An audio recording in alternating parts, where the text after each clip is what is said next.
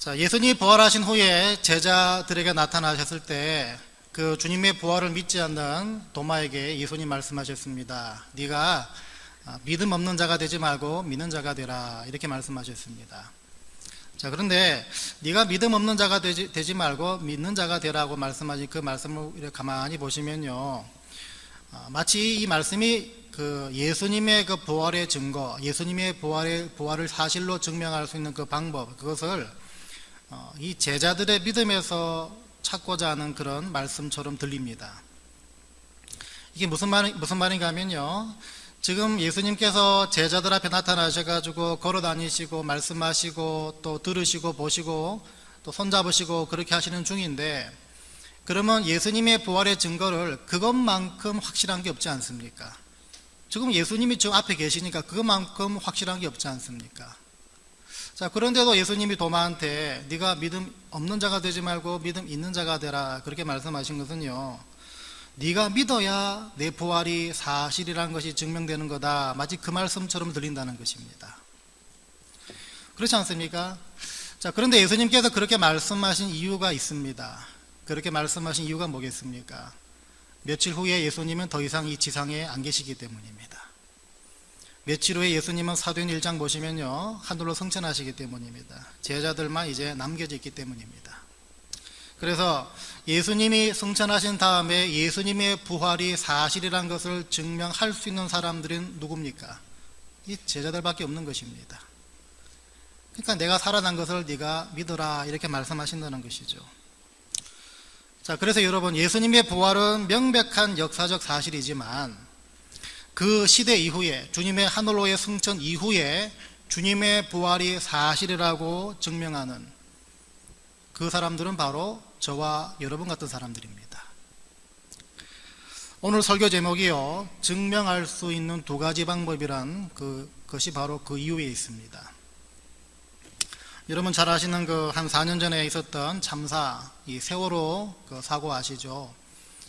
그 사고를 통해서 많은 어린 학생들이 목숨을 잃었습니다.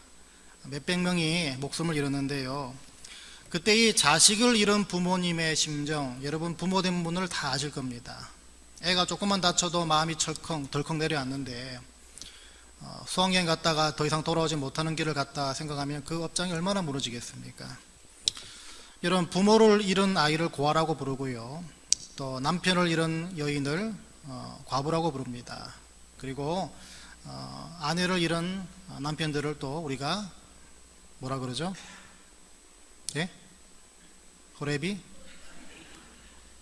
그 더 좋은 말이 없나요? 저는 잘 몰라서, 진짜 몰라서 여쭤보는 건데, 호레비가 맞습니까?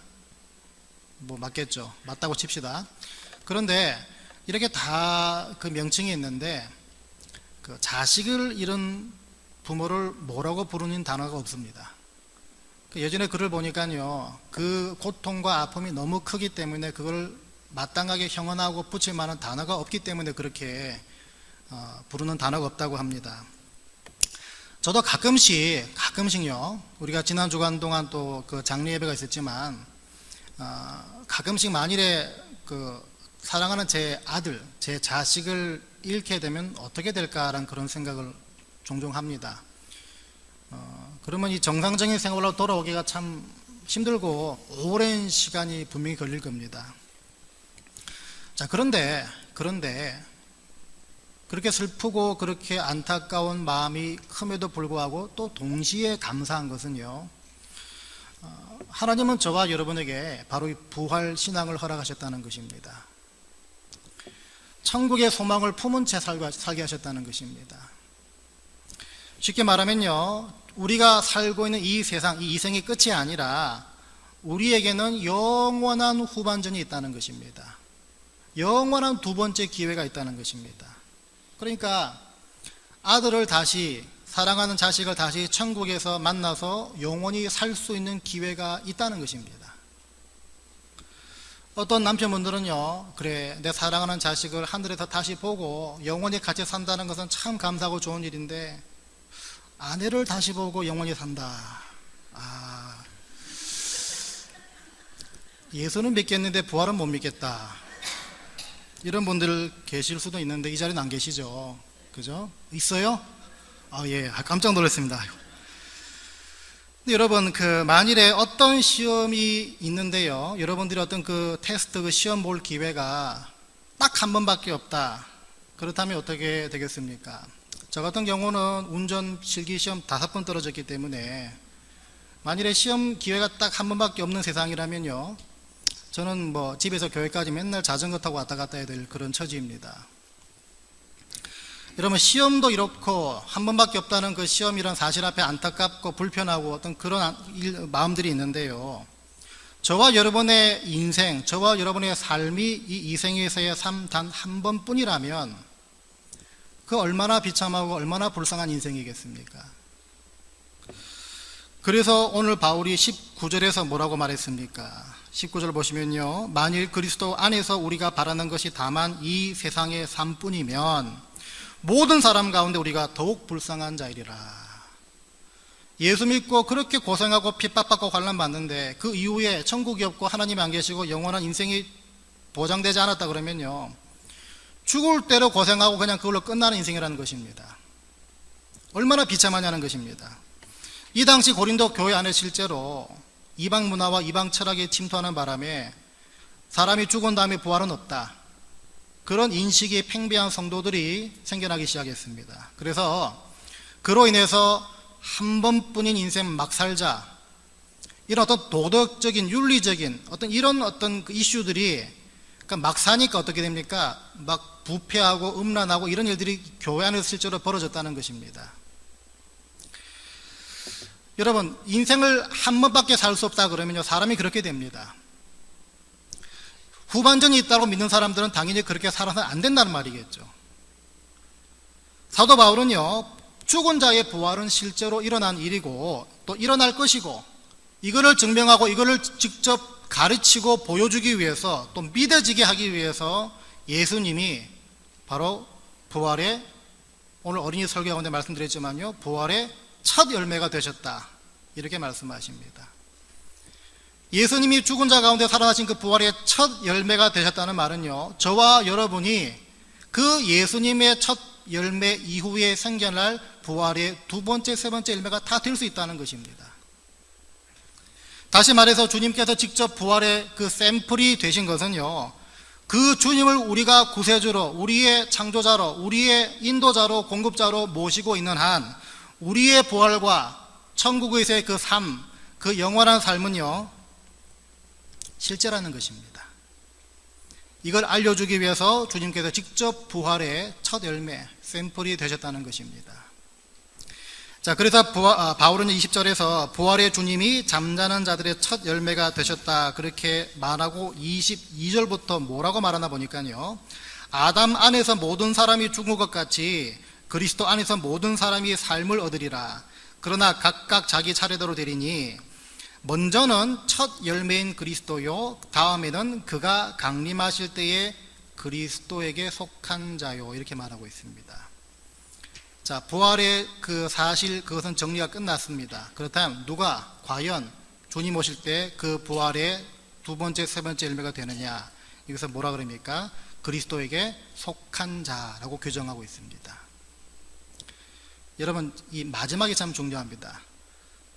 이 마지막에 여러분 실컷 신앙생활 잘하고 예수 잘 믿다가 하필이면 주님 오시기 한 2시간 전에 나 예수 안 믿어 그래 버리면 이건 말짱 도루묵입니다.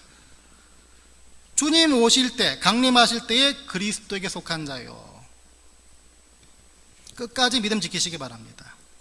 그래서 주님의 부활을 통해 알 수 있는 것은요, 예수 그리스도를 믿어 구원받고 하나님 자녀된 모든 성도들에게는요, 이 육적인 죽음이 끝이 아니라는 것입니다. 이 세상에서 삶이 끝이 아니라는 것입니다.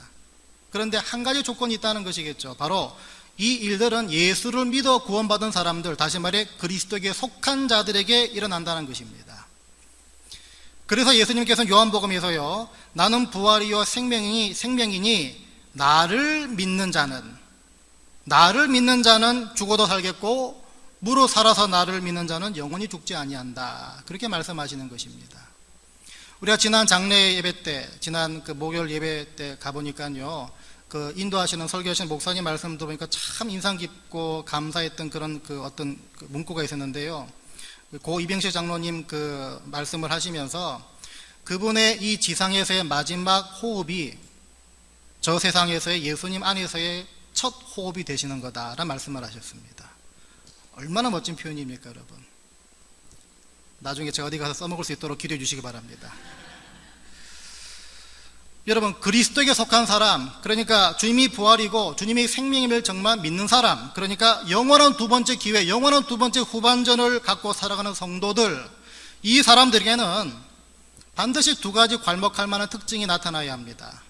반드시 두 가지 괄목할 만한 특징이 나타나야 되는데, 예전에 제가 목사 안수 받기 전에 그 성경 그 지식 시험, 그 바이블 날리지 테스트, 목사 안수 받기 위한 그 과정 가운데 반드시 그 시험을 패스해야 되는데요. 제가 그 시험에 떨어진 적이 있습니다. 그렇게 말씀드리지 않았습니까? 그때는 목사 안수 못 받는 줄 알았습니다. 이제 끝났다 이렇게 생각이 됐는데요. 알고 보니까 한 번 더 기회를 주어집니다. 내년에 또 볼 수 있다는 것입니다. 1년 뒤에 또 볼 수 있다는 것입니다.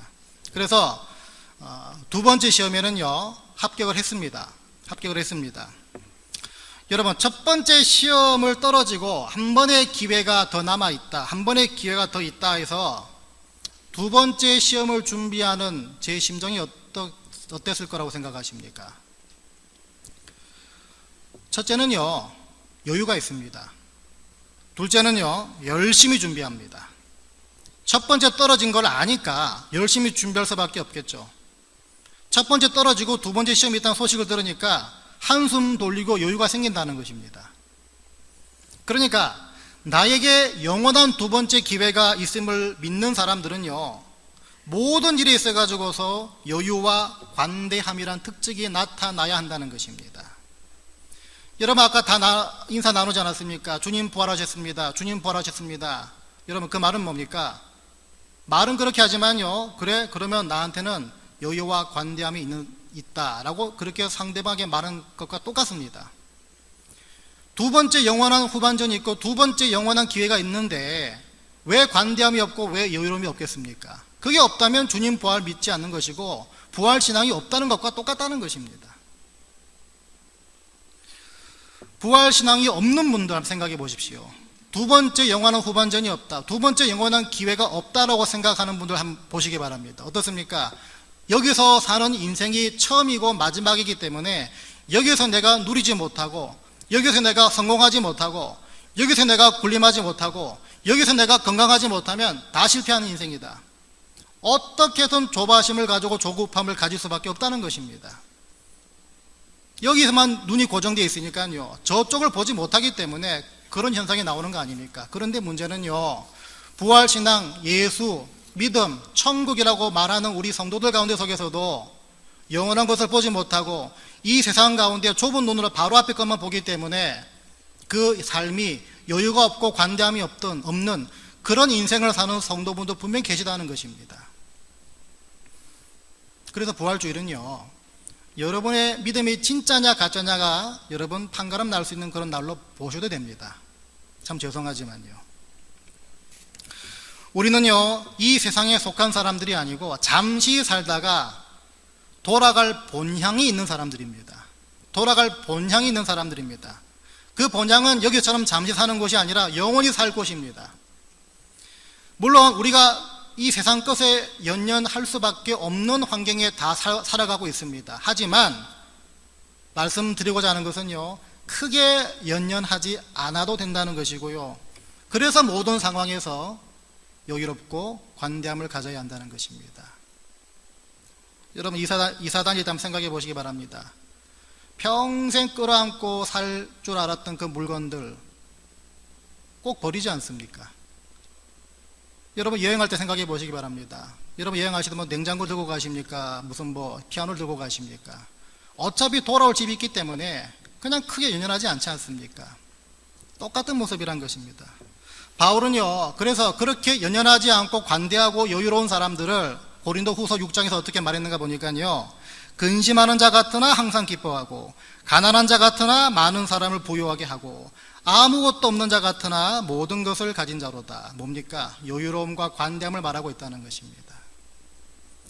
살다 보면요, 감당하기 힘든 일 많이 있습니다. 지금도 감당하기 힘들고 기도만 하면 그저 거의 주님 앞에 왜 이러십니까? 라고 통곡하는 사람들 분명히 있습니다. 그 사정을 다 알 수 없지만 그럼에도 불구하고 우리에게는요, 부활의 소망이 있기 때문에, 영원한 후반전이 있기 때문에 이 지상에서의 슬픔과 낙담과 어려움들은 잠시 접어둘 수 있는 여유로움과 관대함을 가져야 된다는 것입니다. 주님께서 부활하신 날 우리에게 약속하신, 바로 저와 여러분들에게 약속하신 두 번째 영원한 기회, 이 부활신앙, 이 부활신앙으로 여러분들이 지금 행여나 가지고 있는 그 여러 가지 걱정, 슬픔, 여러분 잘 견디시고 이겨내게 되시기를 바랍니다. 그래서 어떤 환경 속에서도 여러분 평안해지시고 여유를 가지시고, 오히려 앞뒤가 꽉꽉 막힌 상황 가운데 속에서도 하나님이 저와 여러분들을 위해서 어떻게 일하실지가 기대되어지는 그런 삶을 살게 되시기를 주의 이름으로 부탁을 드립니다. 자, 두 번째 방법은요, 바로 저와 여러분들의 변화되어지고 회복되는 모습을 통해서 예수 그리스도의 부활이 사실임을 증명할 수가 있다는 것입니다. 앞서 드린 말씀처럼요, 여러분 처음 시험 떨어진 사람에게 두 번째 시험의 기회가 있다라고 말해주면요, 그 사람은 그 후로부터 어떤 삶을 살겠습니까? 어떤 인생을 살겠습니까? 두 번째 시험을 잘 보려고 엄청난 준비하는 그런 삶을 살 것입니다. 당연한 거 아니겠습니까? 마찬가지로 첫 번째 인생을 어떻게 사느냐 따라서 두 번째 인생에서, 영원한 인생에서 상급이 결정난다면요, 상급이 결정난다면 첫 번째 인생을 두 번째 인생에서 상급 주실 분의 의도에 어떻게든 맞춰 살려고 하지 않겠습니까? 그래서 여러분, 주님의 부활을 믿는 분들은요, 부활신앙이 확고한 분들은요, 이 주님 부활의 이 사실을 늘 어떻게 합니까? 터닝 포인트로 삼을 수 있는 사람들입니다. 돌이키고 회복하고 변화되어지는 그 포인트로 삼을 수 있는 사람들입니다. 아, 여기서의 삶이 앞으로 내가 두 번째 영원한 삶 속에서 받을 상급을 결정하는 삶이구나. 그렇다면 그 상급을 주실 분을 위해서 그분의 뜻이 뭔지를 내가 잘 알아서 그 의도에 맞게끔 이곳에 살아야겠구나. 항상 그 포인트를 삼는다는 것입니다. 이런 성도의 삶이 바로 부활의 주님이 사실이란 것을 증명하는 삶이란 것입니다. 누가복음 24장 보시면요, 예수님이 장사된 후에 여인들이 예수님 무덤으로 올라옵니다. 그런데 예수님 무덤으로 올라갈 때와 그 무덤에서 내려올 때의 모습이 다릅니다. 올라갈 때는 분명히 하나님의 아들이란 분이 이렇게 허무하게 죽었다, 낙담, 절망, 슬픔, 좌절, 이런 감정으로 꽉 찬 채 올라갔는데, 더군다나 가서 보니까 시체도 없습니다. 그래서 더 혼란스럽습니다. 더 근심합니다. 의심합니다. 이런 여러 감정들이 얽혀있는 복잡한 상태였는데, 그럴 때 누가복음 24장에서 천사가 말합니다. 어찌하여 살아있는 자를 죽은 자 가운데서 찾느냐? 여기 계시지 않고 살아나셨느니라. 갈릴리에 계실 때 너희에게 어떻게 말씀하셨는지를 기억해봐라. 기억해보니까 갈릴리에서 예수님께서 말씀하신 말씀 가운데 이게 발견됩니다. 죽임을 당하고 제3일에 살아나리라. 아멘. 죽임을 당하고 제3일에 살아나리라, 이 말씀이었습니다. 이거를 기억해내니까, 아, 저 시체 없는 것이 마땅하다, 당연하다, 우리 주님 부활하셨구나. 그리고 무덤에서 내려올 때의 모습이 올라갈 때의 모습과 상반된 모습으로 나옵니다. 극적으로 변화됩니다. 바뀝니다. 그래서 그 모습을 8절부터 이렇게 기록합니다. 그들이 예수의 말씀을 기억하고 무덤에서 돌아가 이 모든 것을 11사도와 다른 모든 이에게 알렸다. 마태복음이 이렇게 기록합니다. 그 여자들이 무서움과 큰 기쁨으로 빨리 무덤을 떠나 제자들에게 알리려고 다름질할세. 무덤으로 올라갈 때와 무덤에서 내려올 때의 그 모습이 완전히 뒤바뀌게 됩니다. 이런 엠마오로 향하던 두 제자, 똑같은 모습 아닙니까? 극심한 절망, 슬픔으로 엠마오로 향했던 제자들, 그 제자들 앞에 주님이 나타나시고 함께 먹으시고 그 먹으시는 모습을 통해서, 아, 이분이 부활하신 예수구나 알아차립니다. 그리고 그 발걸음을 예루살렘으로 향하죠. 엠마오로 갈 때의 사람의 심정과 예루살렘으로 갈 때의 심정이 완전히 바뀌었다는 것입니다. 이게 뭘 말합니까? 부활의 소식을 들은 모든 성도분들은요, 바로 그 부활의 소식을 듣는 그 시점이 터닝 포인트라는 것입니다. 회복과 기회와 변화의 시작이라는 것입니다. 우리는요, 매년 이렇게 부활절 주일 예배를 드립니다. 주님 부활의 기쁜 소식을 매년 정해진 날에 듣습니다. 그렇다면 듣기 전에는 자라지 못하고 변하지 못했고 회복하지 못했던 모습들이 들은 이후부터는 자라나야 하고 회복되어지고 변화되어져야 되는 것이 마땅하다는 것입니다. 오래전에 제 아내와 함께 아리조나 있을 때 그 아리조나에 돌산이 많습니다. 돌산이 많아가지고 한 번은 시원한 날에 그 하이킹을 올라갔는데요. 이 아리조나 길들은요 전부 다 흑색이라 가지고 다 그 길이 그 길 같습니다. 그래서 올라가다가 이 길 나중에 따라 내려오면 다 무사히 내려오겠지라고 올라갔는데 내려올 때 보니까 이 길이 헷갈리는 거예요. 이 길이 저 길 같고 저 길이 이 길 같고. 그래서 막 헤매다가 마침 도인같이 생긴 어떤 아저씨가 저 마주편에서 걸어옵니다. 걸어와가지고 딱 행세를 보면 알지 않습니까? 이분이 산을 많이 타시는 분이구나 알지 않습니까? 물어보니까요 길이 굉장히 쉬운 길이 있다는 거예요. 아니나 다를까 그 말씀 그대로 따라 내려오니까요 그대로 아주 더 빠른 길로 집에 내려오게 됐습니다.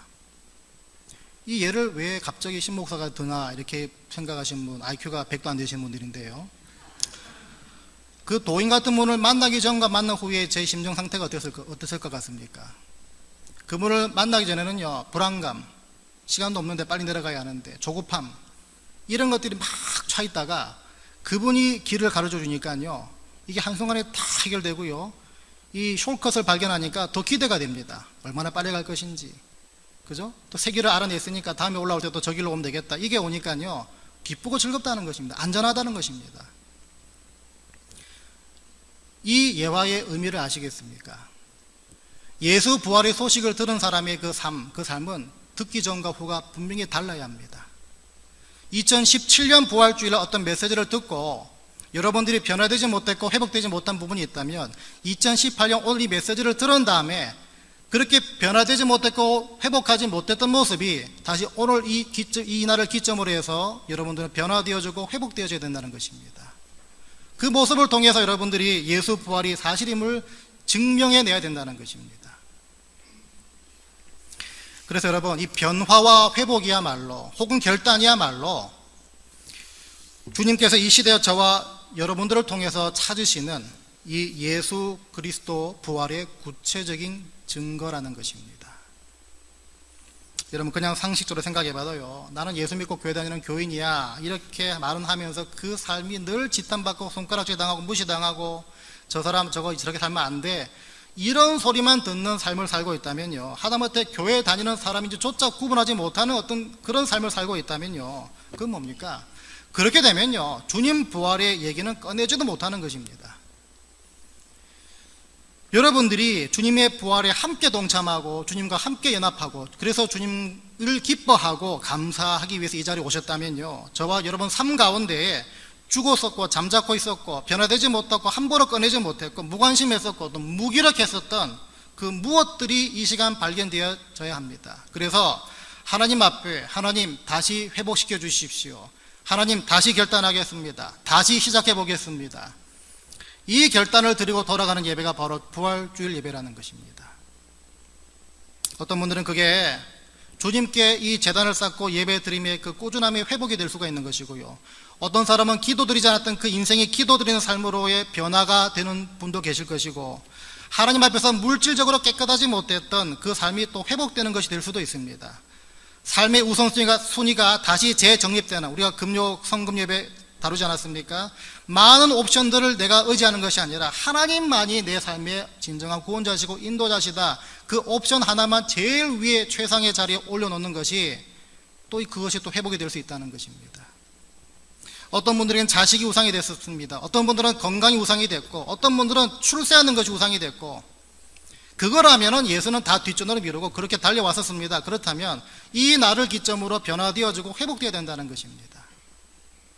이런 결단들을 통한 변화, 이런 결단들을 통한 회복이야말로 주님께서 실제로 부활하시고 지금도 살아 역사하시고 나를 통해 일하시는, 그것을 여러분 스스로 증명하는, 이게 사실이라고 증명하는 여러분들의 삶의 모습이 된다는 것입니다. 오늘 말씀드린 것 두 가지인데요, 여러분 저와 여러분들의 두 가지 모습을 통해서 예수 그리스도 부활이 사실임을 증명할 수 있습니다. 첫 번째는 뭐라 그랬습니까? 저와 여러분 삶 가운데 조급해지지 않고 답답해지지 않고 평안해지는 모습, 여유로움이 회복되는 것. 왜? 여러분들에게는 영원한 두 번째 기회, 영원한 후반전이 기다리고 있기 때문입니다. 두 번째는요, 여러분, 절망과 슬픔에 빠져있던 사람들이 주님 부활의 그 소식을 들은 후에 그 모습이 180도 달라졌다 말씀을 드렸습니다. 그 모습에 여러분의 사정과 형편을 대입해 보시기 바랍니다. 그렇다면 주님의 부활로 인해서 변화되어져야 되고 회복되어져야 되는 것들 반드시 찾아내셔야 된다는 것입니다. 그러면 그게 곧 다른 사람이 여러분들을 볼 때마다 저 사람 저렇게 사는 거 보니까 정말 예수 부활이 맞는 것 같구나. 언제부터 이런 삶을 살기 시작했습니까? 여러분, 한두 달 뒤에 이렇게 대답하시기 바랍니다. 4월 1일 부활주일부터 이렇게 살기 시작했습니다. 이 두 가지 기억하시면서 여러분, 부활의 주님을 감정적으로 기뻐하는 분들이 아니라 여러분 삶의 순종을 통해서 기뻐하고 감사할 수 있는 그런 진정한 제자들 다 되시기를 주의 이름으로 간절히 축원드립니다.